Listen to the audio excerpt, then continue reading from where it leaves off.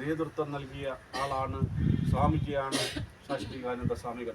ഒട്ടനവധി പ്രതിസന്ധികളെയും ഒട്ടനവധി വിഷയങ്ങളെയും തരണം ചെയ്ത് മുന്നോട്ട് പോയ ആ മഹാത്മാവിൻ്റെ 21ാമത് സമാധി ദിനാചരണം ഇന്നും ശ്രീനാരായണ ഗുരുദേവൻ കഴിഞ്ഞാൽ ഒട്ടനവധി ആളുകൾ സംസാരിക്കുന്നത്, ചർച്ച ചെയ്യുന്നത് ശാശ്വതികാനന്ദ സ്വാമിയുടെ പ്രവർത്തനങ്ങളെക്കുറിച്ചാണ്.